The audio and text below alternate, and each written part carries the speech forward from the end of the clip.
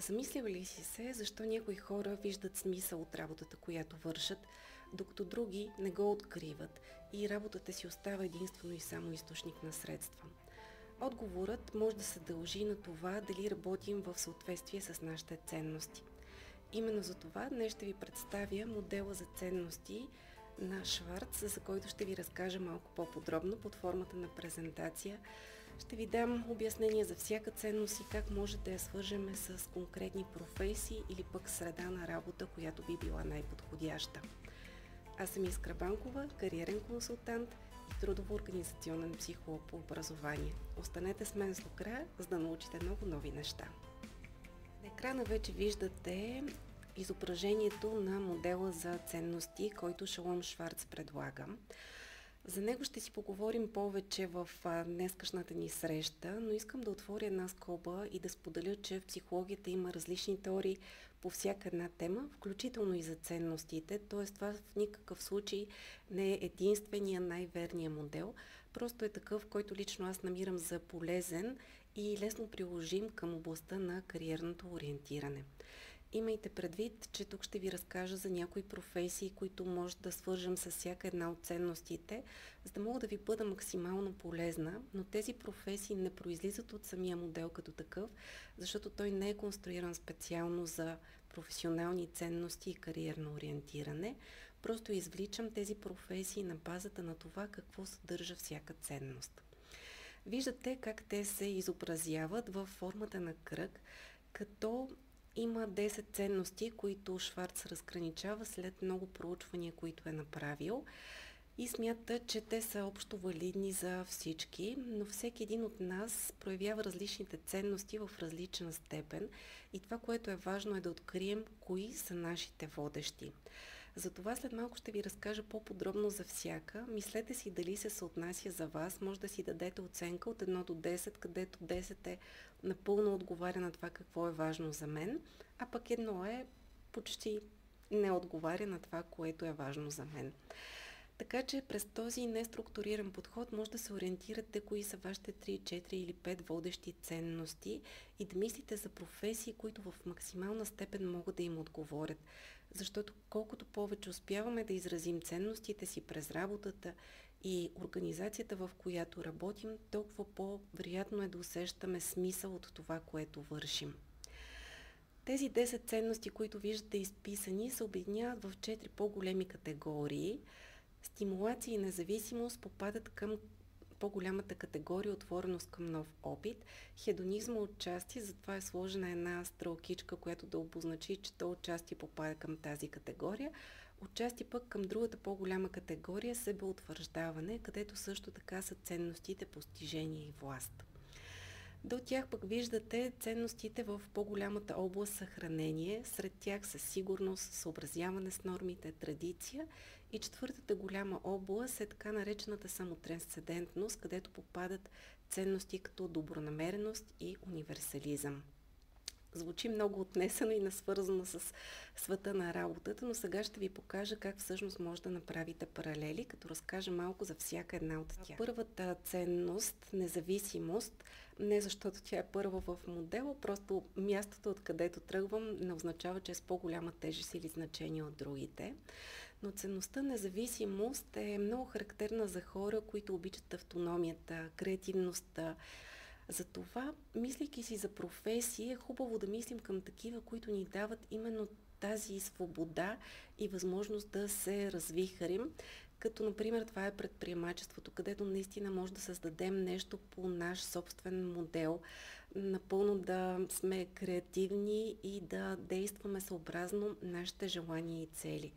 Може да е маркетинга, където също има много иновации, измислят се стратегии, всякакви творчески професии, може да е рисуване, танцуване или друг вид творческа професия, също дава много голяма възможност за себеизява на независимостта, ако е водеща ценност. В научните изследвания също и във всякакъв тип фриланс работа.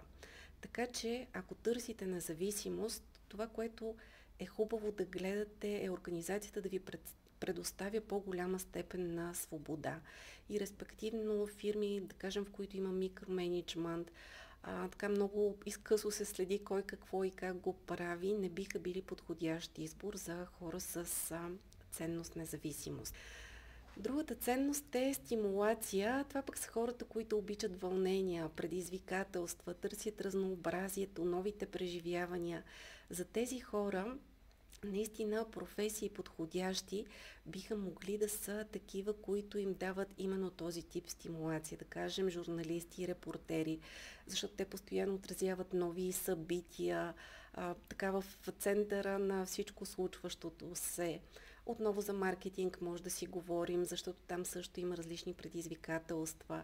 Спортните треньори, да кажем, пилотите, въпреки че за пилотите може да се спори доколко наистина имат предизвикателства в работата, тъй като все пак те следват много така стриктни процедури, кое как се прави, но от гледна точка на това, че могат да пътуват на различни места, да виждат различни култури, когато стигнат съответната дестинация, може да говорим, че тази ценност стимулация би могла да се удовлетвори при тях. Но пак казвам, тези примери ги давам единствено за да ви илюстрирам в каква посока и как може да свържете съответната ценност с професия. В никакъв случай те не са изчерпателни или претендират за абсолютна точност, така че нека да имате това в предвид. Следващата ценност – хедонизъм. Това пък са хора, които обичат удоволствията, комфорта. По-скоро за тях, гледайки в работен контекст, бихме могли да кажем, че биха търсили да има баланс между работа и свободно време. Евентуално като професия, пък как бихме могли да го съчетаем хедонизма, освен това да имаме баланс, е да си намерим наистина професии, които са по-скоро насочени към благоденствието на хората, които ги радват, съответно могат да радват и човека, който ги върши, например туристически гид, лайфстайл коуч, ако работим в спа или уелнес, или пък самите ние имаме такова, фотографите също така, интериорните дизайнери. Тоест тези хора, които по някакъв начин създават за другите удоволствие и комфорт и това в същото време им носи и на тях удовлетворение. Но в чистата форма, разбира се, хедонизма по-скоро го свързваме с удоволствията и за работата, така че за вас, ако това е много голяма ценност, тогава по-скоро мислете за това, какъв тип професия може да ви даде баланса, работа, свободно време, а не само да се доказвате всеки ден, да въртите колелото и да не ви остава време за удоволствията в живота. Следващата ценност, това са постиженията. Тук говорим вече за хора, за които е много важен успеха, признанието, постигането на цели. Имат амбиция да се доказват, да просперират. За този тип хора всъщност най-подходящи бих казала, че са типичните бизнес професии, т.е. да работят в, да кажем, бизнес среда, може да е голяма корпорация, може да е по-малка, но по-скоро компания наистина, която има иерархия, която така дава значение на постиженията, отчита ги било то през бонуси, било то през различни награди, но да има възможност човек наистина да се изяви. Като някои типични професии, които може да кажем тук са, например, финанси, менеджерите на проекти, бизнес консултантите, в продажбите имаме много ясна така връзка между това какво правим ние и какъв резултат, т.е. имаме много ясно усещане за постижения, в правото също така. Но наистина, ако трябва да обобщим, при постиженията е хубаво да търсим по-скоро организация, в която имаме възможност да се доказваме, да растем и съответно нашите усилия да биват виждани под формата на конкретни измерими успехи. Другата ценност е власт. Тук вече говорим за хора, които по-скоро искат да имат влияние, по-висок статус, от тях да зависят неща, било то през висока лидерска позиция или менеджмент роля в голяма корпорация. Както тук съм ви дала пример, може и да е през предприемачеството, защото един предприемач реално има власт и контрол над абсолютно всички процеси. Ако е в корпоративна структура, пък това ще са хората, които се чувстват най-добре на по-висока менеджмент позиция, където от тях зависят повече решения. В политиката в същото човек може да има много власт изобщо върху всички социални процеси в държавата, в военните структури, да кажем, ако е на по-високо ниво. Съдиите също така могат да са пример, където тази ценност да бъде изразена. Сигурност е другата ценност. Тя пък е много характерна за хора, които ценят стабилността, предсказуемостта, за тях безопасността и това да имат така ясна визия какво ще се случи напред е много важно нещо, за да се чувстват спокойни и наистина удовлетворени в работния си живот. Ако това е приоритетна ценност за вас, по-скоро е хубаво да се насочите към професии, които дългосрочно могат да ви предложат такава сигурност, било то на заетостта или сигурност, че ще си получавате на време заплатата. Да кажем в администрацията това може да се случи, в банките също нещата обикновено така се много ясна структура и предвидимост. Не, че и там не може да се случат съкращения и тази сигурност да ви изчезне за секунда. Виждали сме го как при предишна криза имаше подобна вълна от съкращения, но все пак като сфера на дейност се води по-стабилна и много от хората, които работят в банковия сектор, наистина го правят в продължение на десетки години и не го напускат точно защото им дава това усещане за сигурност. Държавните служители също могат да попаднат в тази категория като тип професия, въпреки че и тук трябва да отворим скоба, че при смяна на правителства дори и техните позиции могат да са застрашени, но все пак се смята, че там може да има по-голяма дългосрочна сигурност. Учителите също така, лекарите, които работят към различни големи болници, да кажем, където наистина трудовия договор така е безсрочен и не се предполага много честа смяна, освен ако нещо много радикално не сбърка, да кажем, лекаря и не се наложи да го отстранят, но като цяло наистина дават възможност за сигурност. Какво пък да избягваме? Ако търсим сигурността, по-скоро трябва да избягваме неща като предприемачество, като стартъп компании, където всъщност тази сигурност много трудно може да се постигне. Може би на един последващ етап, вече когато типа организация мине в една по-напреднала зряла възраст, така да се каже, чисто организационно, има изградени процеси и структура, но в началото наистина по-скоро би било трудно. Особено стартирането на собствен бизнес винаги много рискове носи със себе си, които може изобщо да не се сбъднат, но въпросът е, че в началото човек наистина трябва да има много голяма толерантност към риска, за да се впусне в такова начинание. И ако неговата висша ценност, не висша ценност, но сред водещите му ценности е сигурността, това за него може да предизвика изключително голям стрес да работи в една много непредвидима и неструктурирана среда. Съобразяването с норми е другата ценност.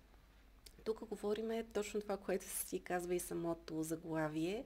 Ако това за нас е важна ценност, означава, че се съобразяваме с нормите, очакваме и другите да го правят, т.е. държим на реда, на правилата, на това нещата да имат социален ред, който се следва, така че наистина да може да се гарантира спокойствието на всички граждани. При сигурността по-скоро говорим за личната ни сигурност, докато тук вече говорим наистина на ниво общество да има ред норми, които се спазват. И някои така професии, които много добре могат да се вържат с тази ценност е да кажем счетоводител, финансисти, подобни професии, където има много ясни правила и норми, които се следват.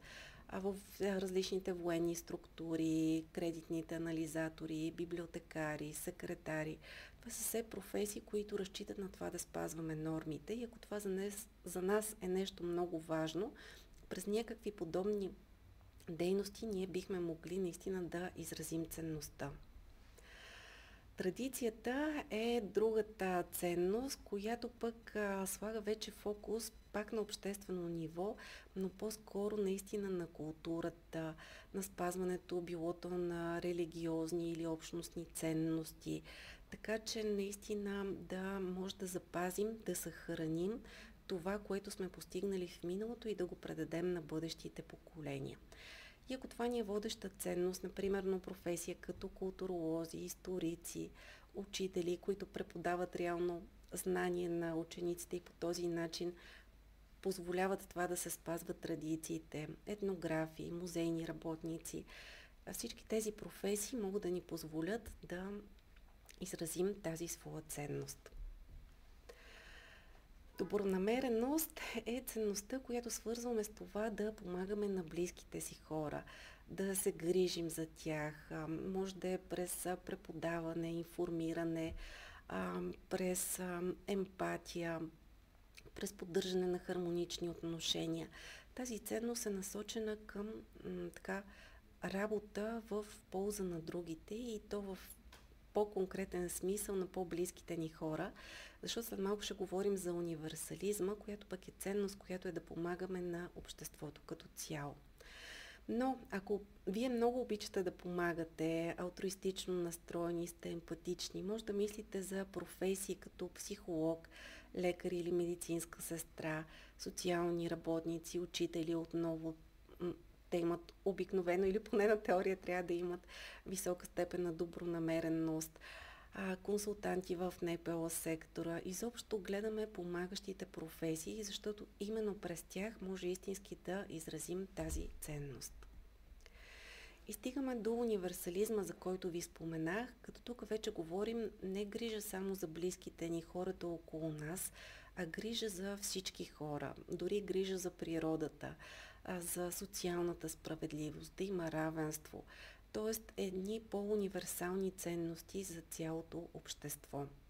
Ако при вас това е водеща ценност, може да гледате в посока екология, да кажем, ако ви интересува природата, може да сте социален активист, правозащитник, дипломат също така би могло да е, специалисти по устойчиво развитие. Сега вече стават така много актуални курсовете за тъй наречените ESG консултанти, които реално биха били чудесно, ако това са хора с водеща ценност универсализъм. Така че това са ценностите и на базата на тях може да си мислите за типа професия и типа среда, в която наистина бихте се чувствали най-истински себе си и най-би ви съответствало. В заключение искам да обобщя, че няма една универсално смислена работа. Ако искаме наистина да виждаме смисъл в това, което работим, първото и най-важно е да се вгледаме в себе си, да изследваме кои са нашите ценности, какво ни води, какво ни движи, кои са онези приоритети, които са най-значими за нас. И тогава вече ще ни е много по-лесно да разберем какъв тип работа, какъв тип организационна среда ни съответстват и съответно да изпитваме смисъл от това, което вършим.